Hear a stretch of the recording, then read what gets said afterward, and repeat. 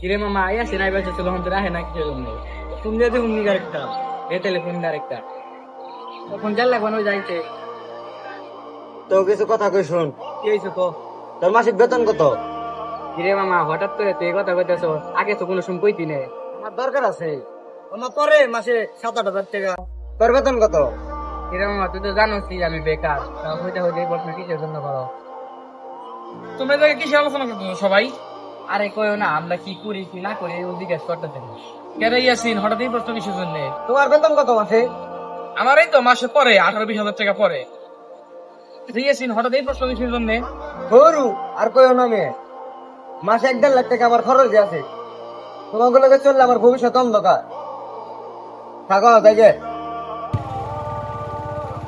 ভাই ওই কি রং ব্যাপারটা করলো আজকে ওর মনে অন্যরকম একটা অহংকার সৃষ্টি হয়ে গেছে আরে না অহংকার না, ও হয়তো বুঝে নাই কে।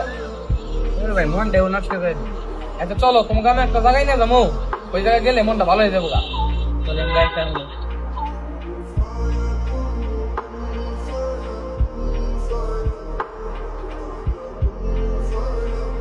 ভাই আপনি হঠাৎ করে কবার শুনে এলেন আপনি না কইছেন একটা ভালো একটা জায়গায় না যাবে এটা তো মনে করো ভালো একটা জায়গায়, বুঝছো? এটা এমন একটা জায়গা, এই জায়গায় মনে করো আসলে মনে অন্যরকম একটা শান্তি কাজ করে।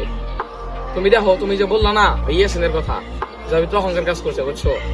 এই জায়গায় এমন মানুষ মনে করো শোয়া আছে, এরা চাইলে পুরো মানিকগঞ্জ জেলা কিনতে পারতো, কিন্তু আজকে তার দিন শেষে দেখো গিয়েছে মারা গেছে।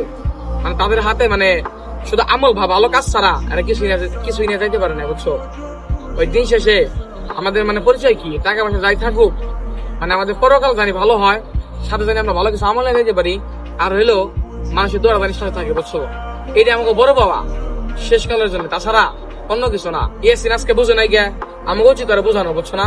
আরে বোঝাইলে ও বুঝে যাবো বিষয়টা। আসলে অহংকার জিনিসটা হইলো পতনের মূল।